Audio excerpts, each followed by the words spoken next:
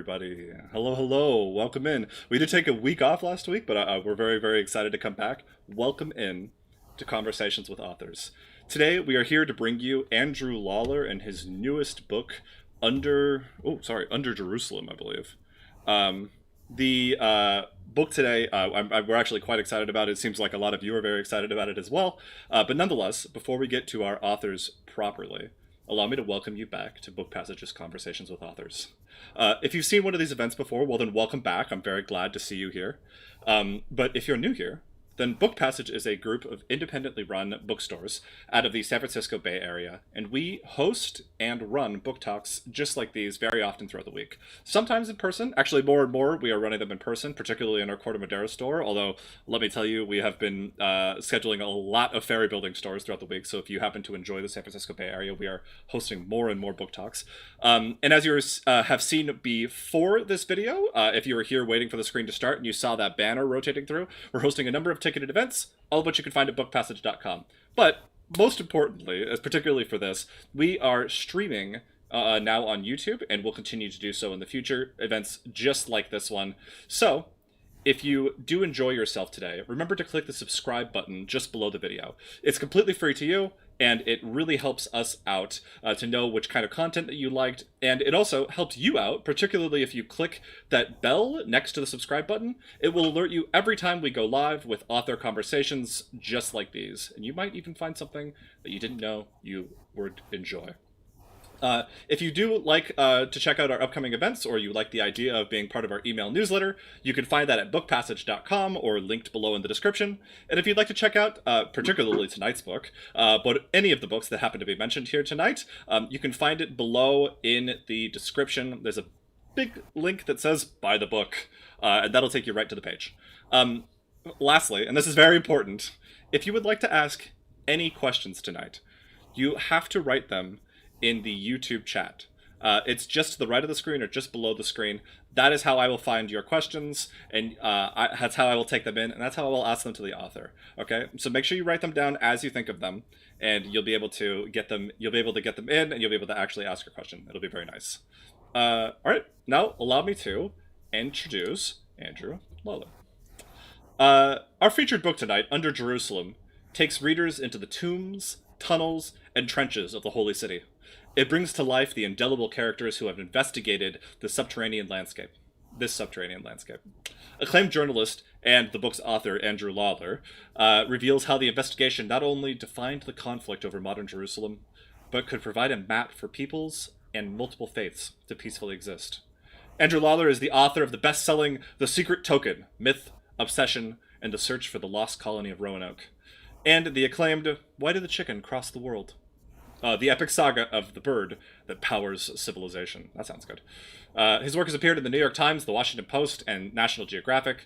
He's a writer for Science, a contributing editor for Archaeology.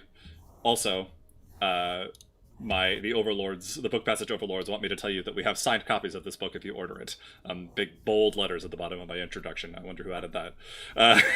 Additionally, in conversation tonight, we have a good man who maybe has a little bit of technical issues with the camera tonight. It's not his fault. It's not really anybody's fault. It's just one of those days with the internet. That's the way it goes. But we have Eli Raymer. I should have asked here tonight. Coming on in, but welcome to the both of you. Thank you for coming in. Welcome to Book Passage, everybody. Come on in. Thank you very much, Nick. It's a pleasure to be here, and just a shout out to independent bookstores like Book Passage that have done so much for us during the pandemic. So just continue to support a store that provides that community with some good reading. So I'm happy to be here with my old and very dear friend, Eli Raymer. Hi, how are you tonight, Eli? I am good. I am honored and delighted to be here, even though I am fuzzy on the screen. I've never known you to be fuzzy before, so this is quite a surprise. Oh, marvelous. I'm glad that it's happened in that case. And it's wonderful to be here because I have been reading your work for literally decades, following your articles, reading your books. And one of the things that strikes me particularly is that you have an amazing ability to do two things that some writers can't do: to be expansive to get the big picture, and also to be really focused and get all the fine details in. Some authors can do one but not the other, and some can do the other but not the first. You're such an artist at doing both. And so I'm just thinking about this journey. I love show and tell, so I am thinking about what you did in this book, which was a global story focused on one species. And yet you told this amazing story. And then in The Secret Token, you focused on one community, almost an unknown story that has resonance all through the United States and across the planet. And I'm curious, given your background, how did you get to this book? What brought you to Jerusalem? How much time have you spent there? What was the seed within you that thought of all the things as a genius that you could write about, and you've written about so much, this is my next book? Well, I could say that I was dragged kicking and screaming, but that might be understating the matter. Well, I've been writing about archaeology, as you know, for many years, primarily in the Middle East, but I had always wanted to avoid Jerusalem. It just seemed so complicated. All the politics and the religion, and I just didn't really want to get involved in all that because it felt so fraught, so challenging. So I would go off to other countries that seemed a little bit simpler, and was able to write about things that happened 3,000 years ago, and that was fun. But then something changed. I do remember a day that I was in Israel for a conference, an archaeology conference, and an archaeologist friend of mine said, "Hey, why don't we go to Jerusalem and just take a day and I'll show you around?" And I said, "Okay, sure." So I thought, well, we'd have a nice meal and take a brief stroll. But I never got the meal. I never got lunch. We ended up spending like 6 hours underground visiting archaeologists that he knew. He was showing me places that I didn't even know existed. And I thought I knew Jerusalem. I'd been there before, both as a tourist and as a journalist. And I suddenly realized that there was a lot more going on under the surface, quite literally, than I had given the place credit for. And one thing that happened was people started to say things like, the archaeologists would say, "Oh, there's a tunnel that was dug by Warren," or "This tunnel, oh, that was dug by Bliss and Dickey." I'm like, who are these people? So I got curious about their predecessors. And that's what made me think, there is a book here, because when I went to look for a book about how Jerusalem became the contested city it is today, I couldn't find it. I couldn't find a book that explained what happened. So I had to write it. Well, I thank you. All of your readers will thank you. And I'm curious, what was it like for you to spend time in this incredibly complex region, in that troubled city? How much time did you actually spend in Jerusalem, in the old city itself? How much time did you spend above ground, and how much time did you spend below ground? So as I mentioned, I'd been to Jerusalem before, but I did realize that this combination of religion and politics and science was what made the place interesting. So I began to go there on a regular basis, and I convinced National Geographic magazine to send me there to do a story. And they were kind enough to allow me to go back many, many times. And I got a grant that allowed me to go back even more. So I went many times, maybe 10 times or so. And I'd spend 2 or 3 weeks. It was interesting. After about 3 weeks living in the old city, I had to get out. I couldn't stay longer because living in a walled city like that, where the tension is always very high, even if there's no violence, the tension is still there. You have these different peoples jostling for control, and there's tension. And I lived in the Christian Quarter, which was fascinating to be within the city. It was a short commute for me because all the digs were there, but also it gave me a real sense of a place that really is a living city. It's one of the few kind of walled cities that is still very much a living town. One of the things that's fascinating for me in the book, and again, I love show and tell, is the way that you tell stories in this complex region. So, for example, if you go to YouTube and you look up where was the Second Temple located, you could probably get 47 different scholars that will tell you it was here based on this, it was there based on that. So you're not only living in a complex region in the present politically, but you're researching an incredibly complex field. How did you guide yourself? Do you have some kind of internal Geiger counter, litmus test, a compass for when you felt like this is the story I'm going to tell? Well, it started with the archaeologists that I met that day when I was taken on that tour. And they were all, kind of quirky, interesting people. And then as I began to read about their predecessors, I came across these quite fantastic characters who were, all very peculiar in their own way, obsessive in their own way. They were there for secret reasons. And there was one famous archaeologist named Charles Warren who dug in the 1860s. We'll talk about him later.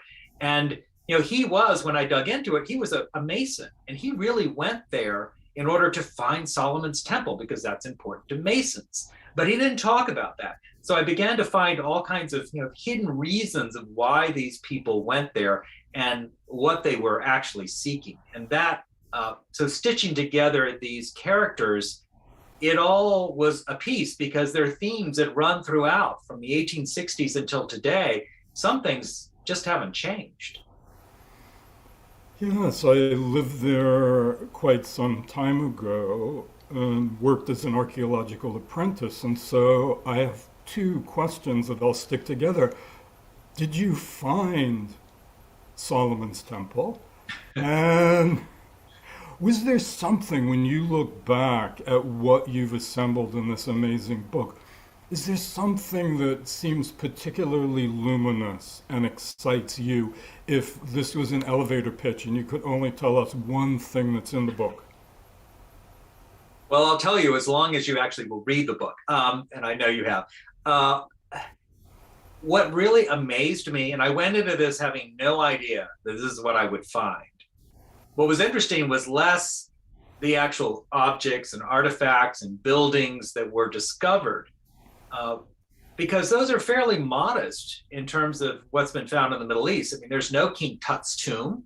There's no kind of grand city of Babylon with its remains. It's these artifacts are pretty modest. But what was fascinating was that it was Western Christians 150 years ago who began to dig, looking for biblical remains, and they're the ones that made Jerusalem a desired place.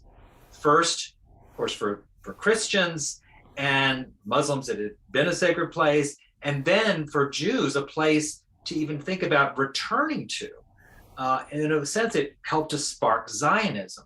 So this, to me, was a real shock to discover that it was Western Christians, I'm of Christian heritage, who actually made Jerusalem the contested city it is. It really had very little to do with Jews or Muslims in the beginning.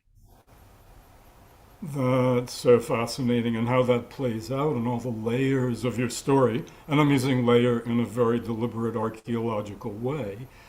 And I'm wondering, given, again, the complexity of the region, the intense politics, all the varying sides coming at each other, I'm not going to ask you what they are, but were there things that you chose to leave out of the book for political, social, religious, spiritual reasons? There was lots I left out of the book, but less for political or social or science reasons than for space. We're talking about a city that has a history of 5,000 years, that has generations of people, explorers, as well as archaeologists digging there. You have some of the most complex politics. I mean, this is the great geopolitical knot of the planet. So there's a lot to pack in. There were pieces that maybe I'll write about again someday, or I'll write in more depth about, such as Mount Zion, which is a particular place that's outside of the old city walls that is the most diverse and densely populated place for the three religions. That you have synagogues, you have mosques, you have churches, all crammed together in this very small space, and all kinds of fascinating, interesting characters. And I do get into that a little bit in the book, but there was a whole section. I could have written a whole book. Actually, I thought about writing an entire book just about this one neighborhood that is largely overlooked, but is, contains so much of the entire history of Jerusalem in that one very, very small area. So yeah, lots that I had to leave out, but mostly simply because of space constraints. I can relate to that as an author myself and hope that everything will end up archived and that if someone here is now listening and thinking, this is my dissertation topic, these papers will eventually be available to you. So I'm wondering, as you think about all of this work, tell us, how long actually did you work on this book for?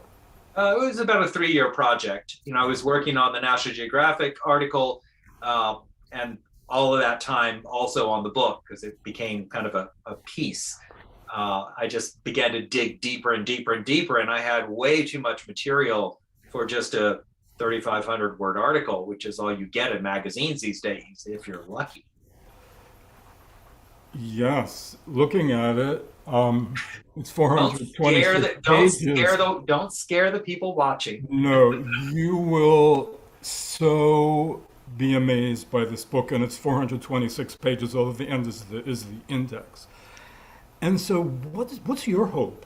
Having spent 3 years of your life, I think that's how long an elephant is pregnant for. Having spent 3 years of your life on this project, what do you hope the impact is? How do you want your work and this book to contribute to a bigger conversation? One of the things I love about you is you would know how long an elephant is pregnant. I may have made that up. It was very convincing. Oh, thank you. Well, one of the things that I had to grapple with were my own prejudices going into Jerusalem, and because everybody who goes there brings some idea of what this place is and who really owns it, or who has the lion's share of the history, or what have you, who has the most important religious center. I mean, these are just questions that go along with Jerusalem. So it was an interesting process as a reporter, as a journalist and an author, to go in and try and listen to as many people as I can, to hear these very, very different stories, to take into account my own story and not let that get in the way, and to find a way to see beyond these kind of three strict narratives, the Muslim, the Jewish, and the Christian narrative, to see beyond those. And I mean, ultimately, as a species, I think this is our big challenge, is how do we see beyond our tribal selves in order to recognize the global nature of our species? I mean, that seems to me the great challenge and hope for who we are. So to me, Jerusalem is a place you can go and see it close up. It's like looking under a microscope at this tribalism which defines our species today. So that's a piece that I came to understand, that Jerusalem is valuable. It's not a place to turn away from because of its complexity. It's actually a place to move toward because of that complexity, because I think it holds some of the seeds to help us grow maybe a different kind of society. That makes sense. And I know that you have slides and things that you want to show us. I have two quick questions. One is a kind of speculative fiction question, which is, would your journey in writing this book have been different if you had come from a Muslim background? If you had come from a Jewish background, if you had come from Baha'i, if you had come from some other tradition? That's a great question. I have no doubt that it would have been, I would have walked into it with a different view. But my guiding light was not ideology or religion. It was to follow these characters, to follow these people who over the past century and a half have transformed our understanding of Jerusalem. And all of them were quite different. as I mentioned before, they all had different points of view and obsessions and nationalities and religions. So for me, it was, I think anybody would have come to where I came to, and that is to just tell the story of these fascinating people who have really been lost to history. They're not just archaeologists, they're actually explorers who altered our understanding of what Jerusalem is, and thereby they altered the world. I think so. And when you read the book, what you'll discover is the incredible range of people from all these different backgrounds. So whatever your identity was, it didn't seem to interfere. So I celebrate the book, and my last question is just tiny, which is, what's next for you? Well, I've been writing reams and reams of kind of spin-off stories from this book in different magazines and newspapers in the past few months.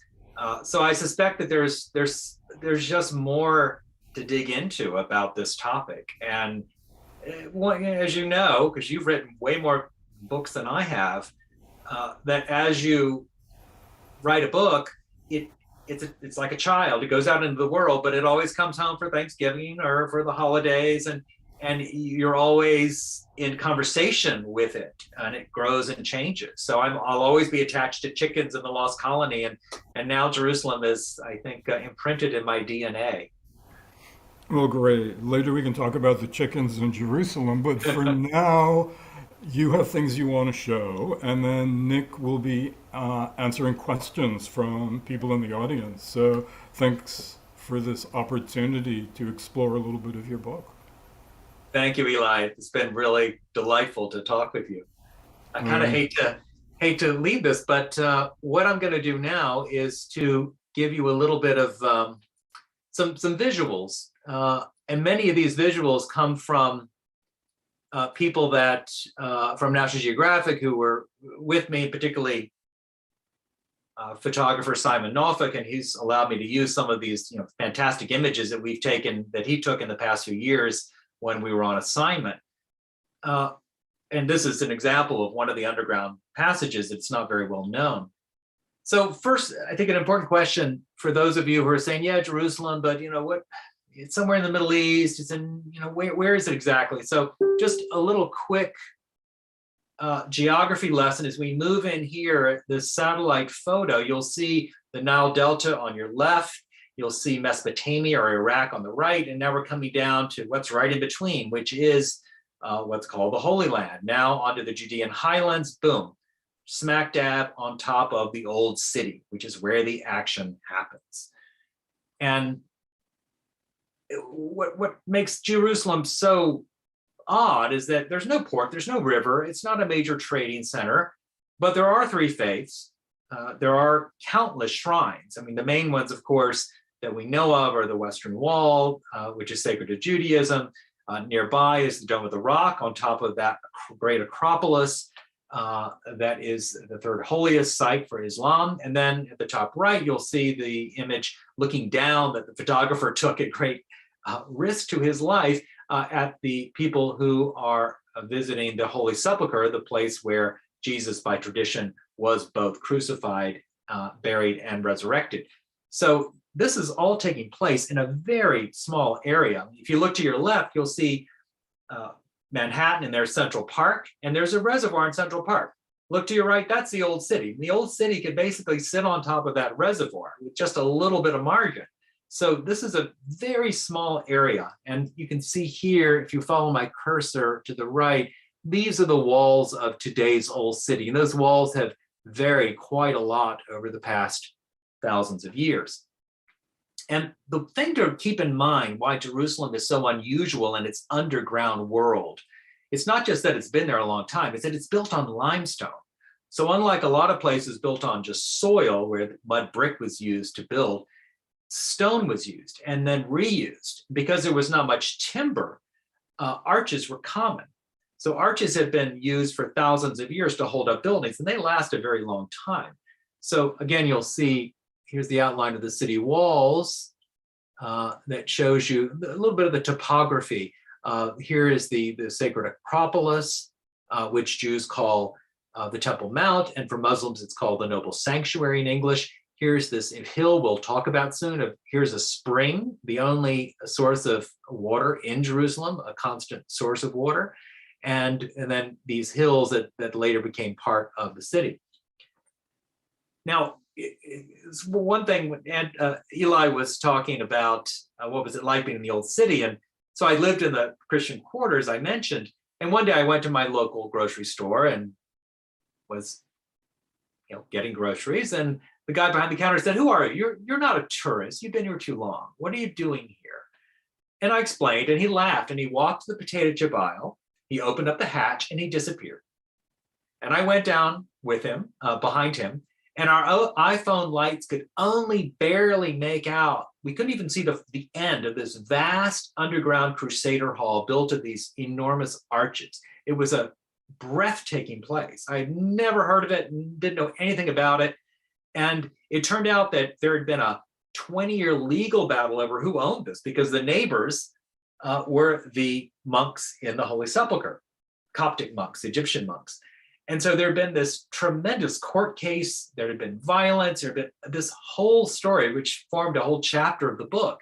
And this was just my grocery store. So this gives you an idea of what's underneath, and so much that we still don't know what's below. And now don't be intimidated by this slide, but one slide will do 5 millennia of Jerusalem's history, I promise, one slide.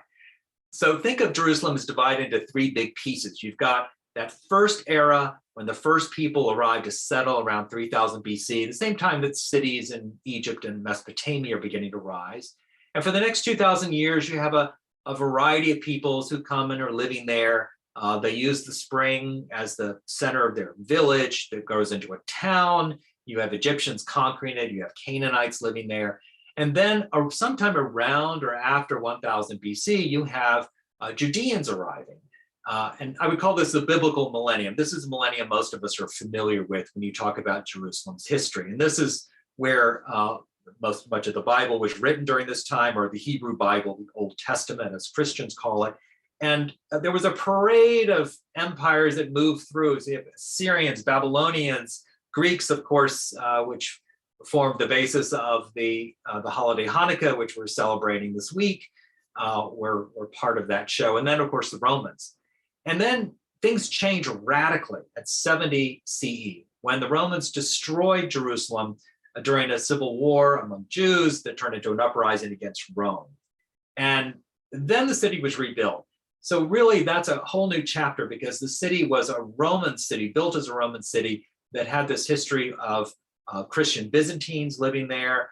Then later, the Muslims come in. The Arab Muslims show up in the 6th century and 7th century. And then you have Crusaders, and eventually the Ottomans come in the 1500s, and they take over. And for the next 500 years, they rule Jerusalem from Istanbul. So there you go. Is that good? One slide, 5,000 years.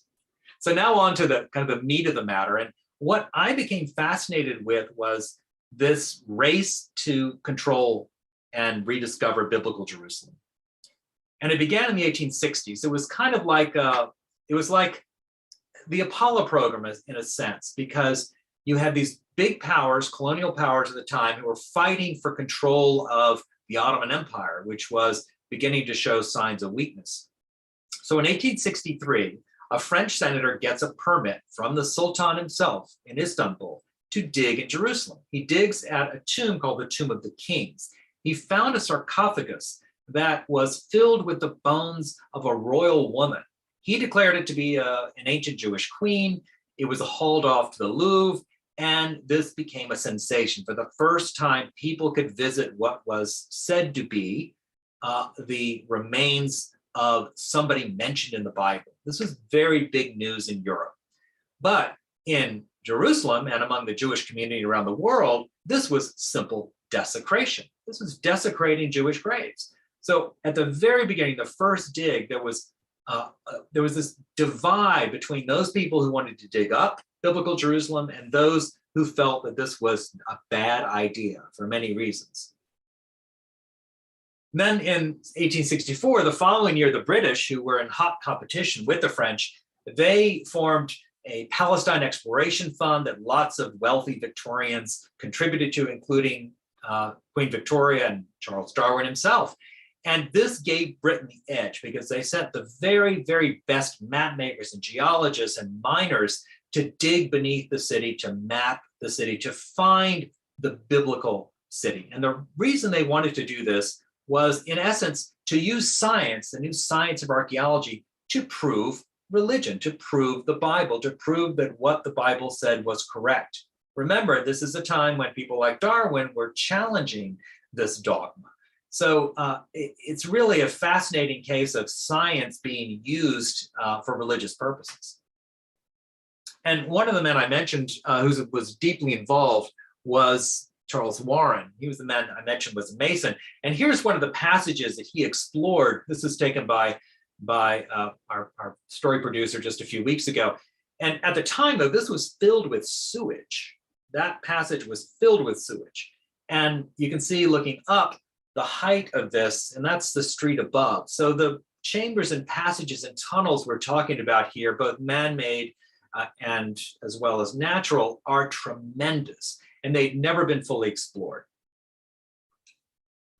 So one of the things that Charles Warren did was he used dynamite. He used gunpowder, because dynamite had been invented, but he didn't actually get to use it. He used gunpowder to blast his way through these tunnels in order to make maps of what was beneath Jerusalem and to find important sites like seeking the Ark of the Covenant and other treasures. Now, these explosions close to Islam's third holiest site understandably raised the hackles of local Arabs, the Arab Muslims who lived in Jerusalem. They were mad at the Ottomans because the Ottomans were the ones who gave approval for these British Christians to come in and to desecrate, in their view, the holy site. So a family called the Abu Sauds, and if you see this picture at the bottom, this is their complex, which survived until 1967, and shortly after when it was demolished. And here's what was called the Wailing Wall then, now it's the Western Wall. And the Abu Sauds were furious because they said, this guy, Charles Warren, is undermining our homes. So you have Muslims who really didn't like archaeologists, and they didn't like these Western explorers coming and poking around on their holy sites and damaging their homes. So this is kind of a prelude for what is going to become a very big and violent issue in the 20th century. So, and I'll just go through this quickly, but one of the fun questions that came up, one of the contentious questions that arose was, where was Jesus really crucified and buried?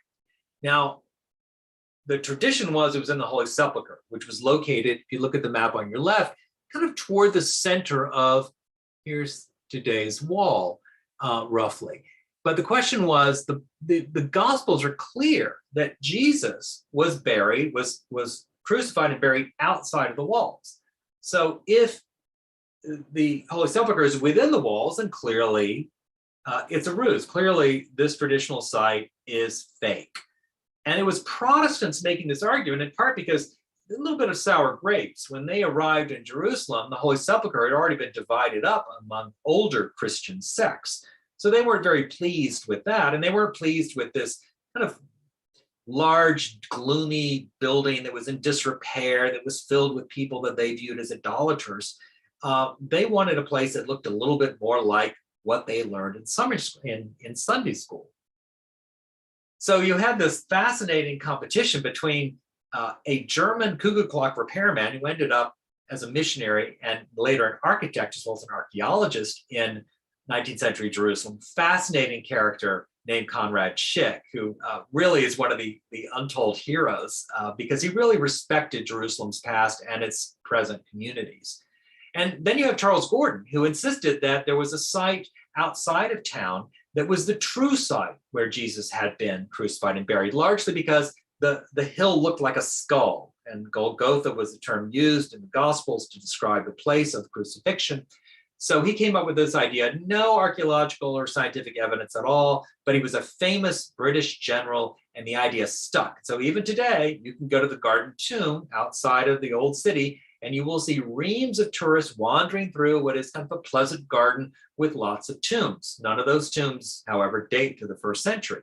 But in Jerusalem, you find that sometimes fact never gets in the way of tradition. And our friend Conrad Schick, meanwhile, to go back, he began an archaeological dig with the Russians. So you have a German and a Russian digging, and they discovered that the walls during the 1st century, in the time of Jesus, actually had been about here, and therefore the Holy Sepulchre, in fact, would have been outside of the city walls. So here was a fascinating case of not just international competition, but of science being used to bolster a tradition.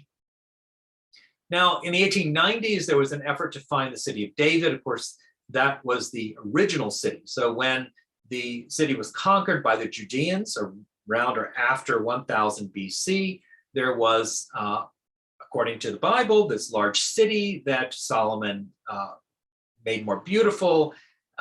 There was these tombs of David and Solomon that were said to be grand. Here's a 19th century idea of what Solomon's tomb would have looked like at the bottom center there. But the question was, and here's the Ark of the Covenant, which had vanished, which people speculated was still beneath the city. But the question is, where was this original city? And it wasn't clear, because this part of the city in pink here was we call it the Old City, but it wasn't as old as other parts. The city of David was possibly here, what's now called Mount Zion, or here, this little extension below the sacred Acropolis. It wasn't really clear. So these archaeologists, Bliss and Dickey, began to dig, and in fact, they found pottery, which showed that this little area here, close to that spring I mentioned, was the old Jerusalem, the original Jerusalem that was built by Canaanites and then taken over by Judeans. But they didn't find anything very grand. That didn't prevent other people from showing up. And we're not talking about archaeologists, we're talking about people like the British aristocrat Montague Brownlow Parker, who led an expedition in 1911. His goal was to find not just the Ark, but also the temple treasures, which he believed were hidden underneath the city of David. And it was an incredibly crazy, wacky group of people. There was a Swiss psychic, there was a Finnish poet, there was I'm not making this up, a steamboat captain who worked on the Congo River for the Belgians about the time that Conrad was writing his book about the horrors of European colonialism in Africa. So it was a very eclectic group. They, of course, failed to find anything. And when they did fail, Parker bribed the guard on the noble sanctuary, the Temple Mount, the holy site, and managed to get in. And at night, he and his team started to whack away at the rock underneath the dome of the rock, one of the most sacred sites on the planet. Now, of course, he was discovered, and he and his team had to rush out of town. They barely escaped the mobs. They're lucky they escaped with their lives. And this is often, when it's remembered, been thought of as kind of a cute story of silly Westerners, but it had huge ramifications, because for the Arab Muslims, it was proof that you could not trust the Ottomans, who ruled from Istanbul, to protect the noble sanctuary, this important site, this sacred site. So this was, in a sense, and there are historians who would back me up on this, who say that this event, which outraged Muslims around the world, helped to create the seeds of Palestinian Arab nationalism centered on the Temple Mount or the noble sanctuary. And of course, that had a huge impact on what's to follow. And I'm going to move along here because I want to have time for questions. But one thing that's not well known is that while the Christians were looking for the Ark of the Covenant, there was a Jewish competition as well. Baron Edmund de Rothschild, he put together a team, he was French, he put together a team to try and seek the Ark. Now, they pretended to be looking for the tomb of David or Solomon, but actually they wanted the treasure because they didn't want it to fall into Christian hands. So you not only have French and British and Germans and Russians competing to find what's beneath Jerusalem, you also have now Jews getting into the act because they said, this is our heritage. Why are you Christians messing with our heritage? Now, of course, the World War I intervened and not much archaeology happened for a while after that. And I'll just give you a quick rundown of first half of this bloody century, that first the British conquered Jerusalem, so they won the prize, they won Jerusalem from the Ottomans. But then subsequently, Arab and Jewish clashes increased as Jewish immigration from Europe increased. And finally, after World War II and the Holocaust, British withdrew, Israel was created, and Jerusalem was divided between Israel and Jordan. Now, this is a full decade or more, a dozen years before Berlin was divided in half, but Jerusalem really was separated completely in two. And the old city, which is the part where most of the shrines are, that was in Jordanian territory, in Arab territory. But that all changed in 1967 when there was the Six-Day War. The old city fell to the Israelis, the Jordanians retreated, and for the first time, Israeli Jewish archaeologists replaced the British and French Christians who had dominated the study of the city's past. And they did all kinds of digs. Some of the largest digs ever done were done in this period, this brief period in the late 60s and early 70s. This man on the left, Benjamin Mazar, very famous and distinguished historian and archaeologist, dug up remains of the first century city that Herod the Great had adorned. And you can see here, there's a reconstruction of the world's largest ancient pedestrian bridge that led up to the Temple Mount. But there were also some really serious surprises which had political impacts, such as what's on the right. You see this man at the bottom right in the blue, Meir Ben Dov, who's still alive. I spent a good deal of time with him. He discovered south of the Temple Mount, you'll see here the Dome of the Rock. So this is the sacred platform, the Temple Mount or Noble Sanctuary. Here's the Dome of the Rock. Here's Al-Aqsa Mosque. And here he discovered the remains of the foundations of these large early Islamic palaces.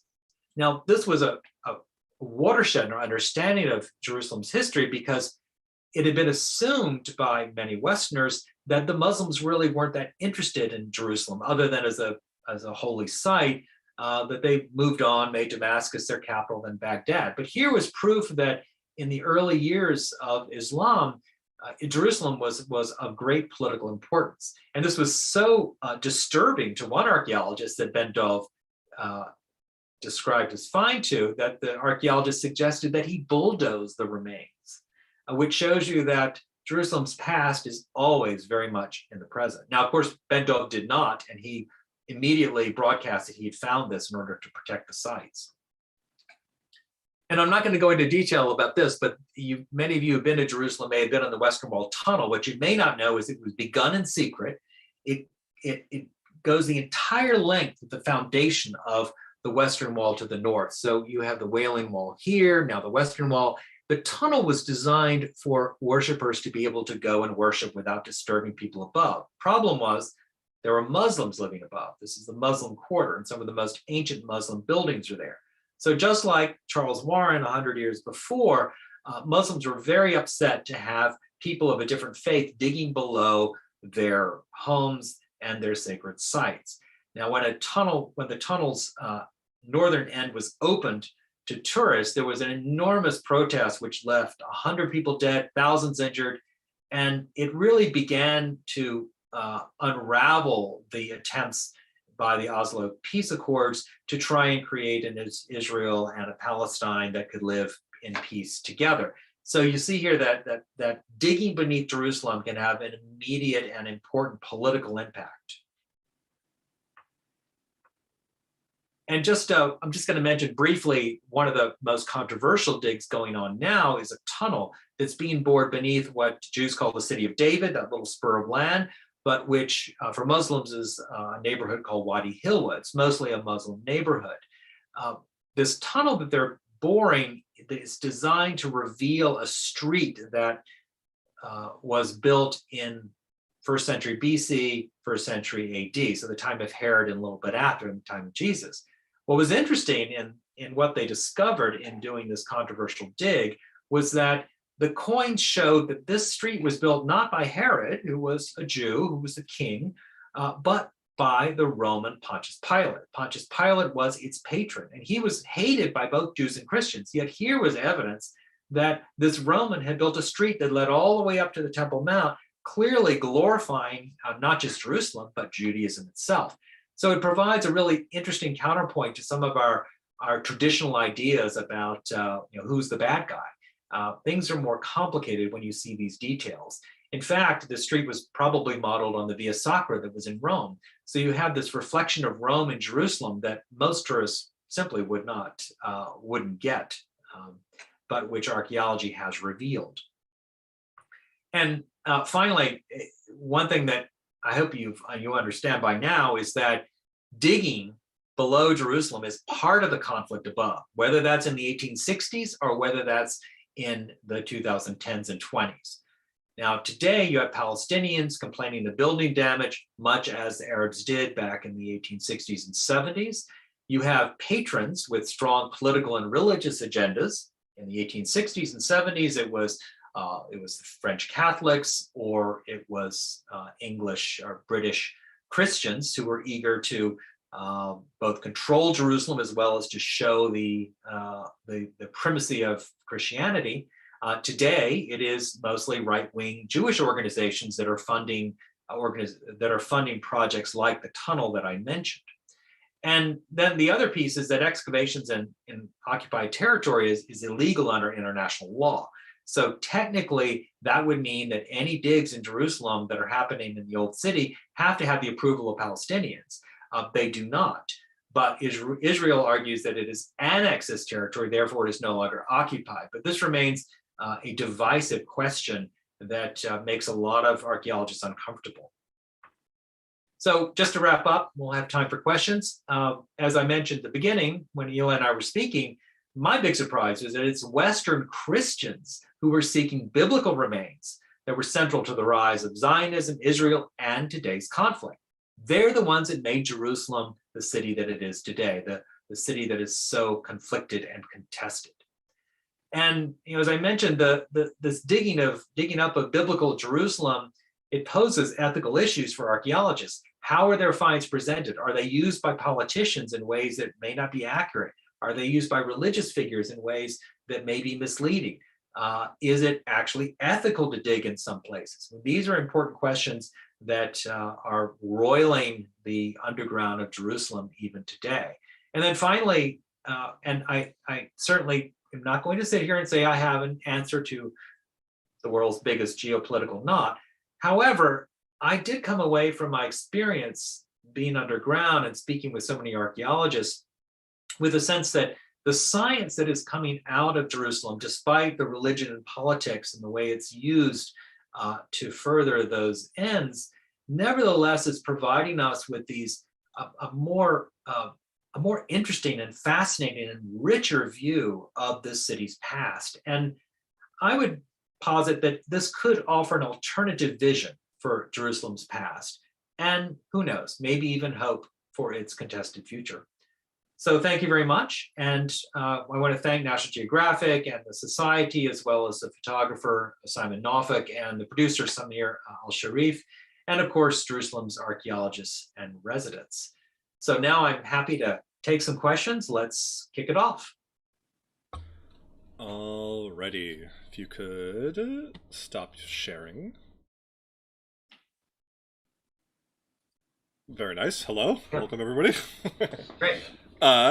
Okay. I actually have a couple. We have a couple questions in chat as well, but I did have one from Paula, who was actually supposed to. She was very excited to host this, but ended up not being able to do it.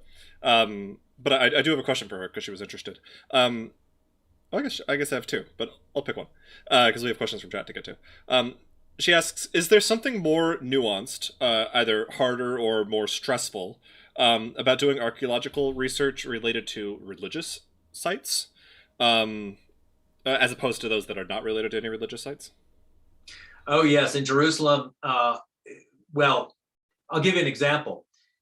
Cemeteries, which archaeologists love. They love cemeteries because when you find how people are buried, what they're buried with, you can examine their bones. There's so much data to be gained from examining a burial.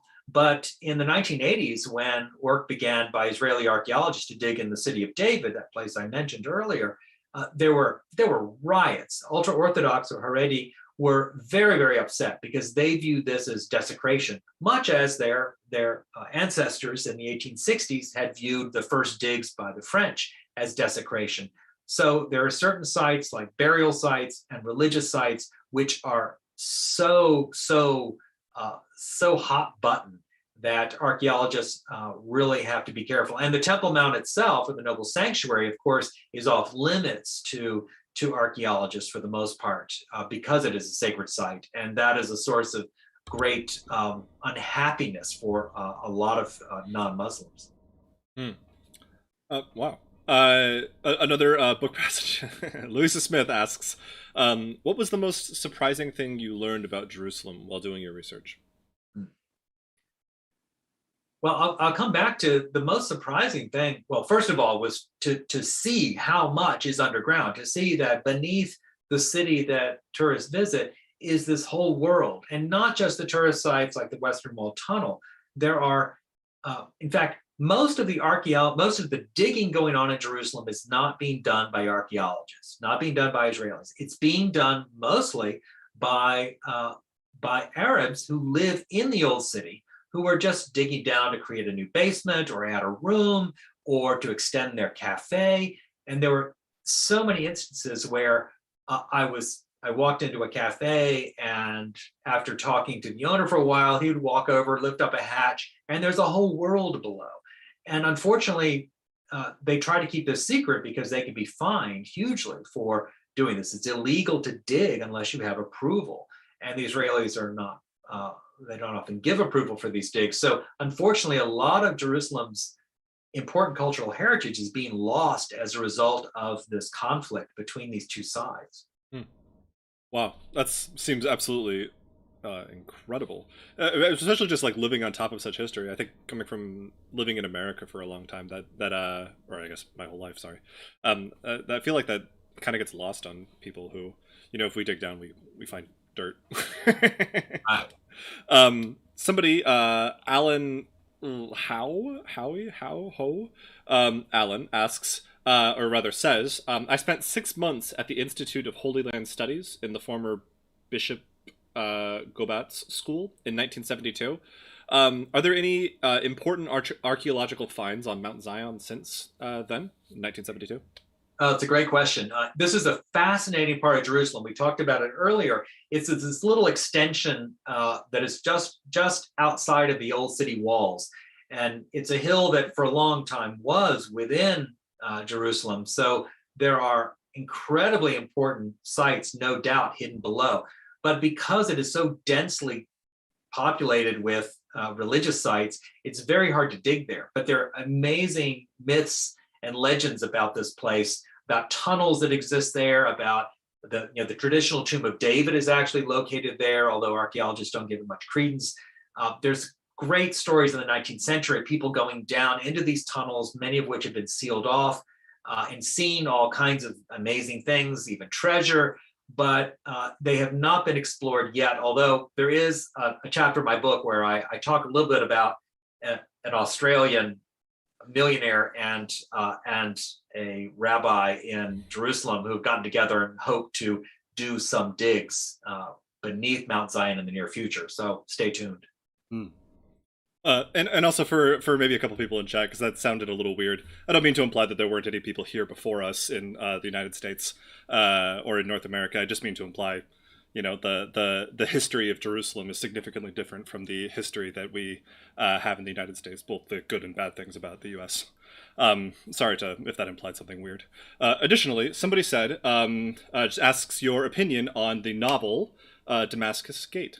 Do you know? Oh, Damascus Gate, yeah.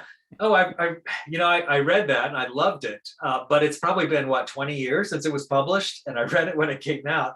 I couldn't tell you, except that I really loved it. I thought it was a fascinating picture. It was kind of a whodunit, but it's set in Jerusalem and really gets across the complexity of the place. But again, probably it's time to go back and reread that. I'm sure you all have that in stock. Oh, absolutely. All right, I'll check right after the stream. I want to say, Eli, if you do have any questions for whatever reason you want to jump back in and ask them, feel free to. This is you're still part of this as well. But while you're thinking on that, I do have one more question. Somebody asked, I assume it's not a particularly crowded or popular field, digging in Jerusalem, I mean. But does this impact funding or getting funding for your research?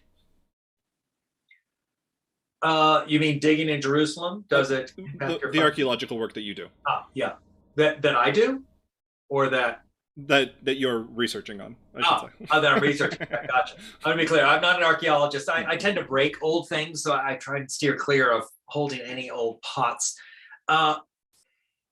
Yes, Jerusalem is it's a peculiar place. You have the Israeli Antiquities Authority, which is an Israeli government organization, which is in charge of all digs within Israel. And so that includes Jerusalem under Israeli law. So you can dig in Jerusalem if you get approval from the Israeli Antiquities Authority. Most of the digging that takes place there is done by members of that authority. And they often will partner with organizations that will provide funding to do these digs, because they're very, very expensive. And the Israeli Antiquities Authority has a limited budget. So the City of David Foundation, for example, also known as Elad, has quite a bit of funding to do these incredible digs. They also are associated with wanting to move Muslims and Arabs out of the City of David and replace them with Jews to bring in more Jewish settlers. So above ground, it's highly controversial. What they do below ground is pretty good scientifically, although tunneling, as we talked about, leads to all kinds of ethical issues. Is it ethical to tunnel? Mostly archaeologists do not tunnel because it is not a good practice scientifically, and also because it can cause problems with people who live above. So the archaeologists who are doing the work are generally quite good, I found, and certainly very open about what they're doing, but their funding also often comes from, let's say, controversial organizations. Interesting. So an extra layer of complexity on top of that. Yeah. Another chatter would like to know, what is it like to be surrounded by so much history? Well, like I said, after about 3 weeks, I had to get on a plane and come home. I love history, and the place is utterly fascinating. But because the history is so present, no matter where you are, there are at least 10 different legends or stories associated with whatever street corner, whatever rock that you find. So I found it to be I don't know quite how to describe it. If you've been to Jerusalem, you might be able to put it into words better than me, but there's just an intensity that never lets up. So I go into my room and close the door, and still I could feel it. So that is actually one of the most fascinating things about Jerusalem, is that it's a living place. You really feel not just the people living there, but you also feel the complexities of the politics and religion that have surrounded this place for thousands of years. So I would say the history there is very much alive. Eli? I do have a question that leans in the opposite direction, which is looking at some of the current climate research. One of the regions of the world that will be most struck by increasing heat is that part of the planet.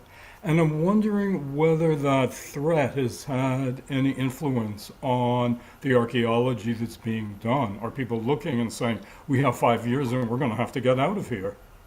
That's a great question. Certainly, if you just get on the road and go about 15, 20 miles to the east, you're in the Dead Sea Valley, which is one of the hottest places on Earth. And Jericho is, of course, down there, and it's getting hotter. So that area is definitely, I think, facing enormous threats. The Dead Sea itself is drying up for a variety of reasons, mainly because the water is being taken out of the Jordan River, which is now pretty much a mere trickle. So I think in that area, you already have severe climate change impact that is affecting agriculture. It's affecting how people live. It's affecting their water supply and all of that. Jerusalem's in a little bit better situation because it is higher up. It has a higher altitude, and the rains still seem to be coming. It still gets winter rains, and they do have some water sources. Because of the limestone, there is water beneath that percolates down and that is there. So I think Jerusalem will probably be less impacted than certainly than the Dead Sea region or even the Mediterranean coast, which could face increased drying. Last question for at least that I see. Ariel wants to know, rather says, wonderful presentation on a fascinating topic. Will you be doing a follow-up project? Oh yes, I'll be doing, well, I could say I've already written a number of articles that branch off from various things that I've explored. You can go to my website, andrewlawler.com, if you want to see a list of those stories. That's probably the best way to access them. And yeah, I've got another project in the works, but not ready to unveil it quite yet. Mm-hmm. Could I ask Eli if there's anything you can tell us that you're working on or anything like that, or is this under, you know? No, that isn't. Because I like show and tell, I have a new book out, which is called Two Hearts Dancing. Nice. And I just got the little contract from my publisher for a book of Jewish stories that will probably be out some point in the middle of next year, which is called... Oh no, what was it called? We just lost you. Oh no, it's called what? Oh, it looks like he dropped. Yeah, we lost it. We'll have to put it on your website. We will. I'll plug it on the event thing afterwards. If Eli jumps in while we're doing Oh, there he is. Are you there, Eli? Oh, all of you froze. There you are. What is the name of the book? The book that's out? No, the book that you were just about to talk about. Oh, so this was the one that's out, which is Yes. Two Hearts Dancing, and the book that will called Texting with Angels. Texting. And the subtitle is Modern Jewish Tales of Magic and Mystery. Sounds absolutely stunning. Well, I do believe that's it. I don't have any more questions. Is there anything else that you have for us, Andrew? No, I just want to thank you for taking time and really enjoyed the conversation with Eli. Absolutely. Eli, thank you for coming. Thank you. Thank you, Nick. Thank you, Book Passage, which I love. And congratulations, Andrew, for a great gift to all of us. Alrighty. Absolutely, everybody. Well, that's it. Thank you for coming out. It was absolutely wonderful to see you all today, or tonight, for myself and many of you out there. If you do have anything, or if you did enjoy yourself, be sure to like the video. There's a big thumbs up button, and subscribe so that you can see more stuff like this come out. We do send out email alerts to come to live streams just like these from our email notifications, which you can find on our website. But other than that, that's completely, we're done. I hope to see you all in the next one. Thank you one last time to Andrew and Eli for coming out.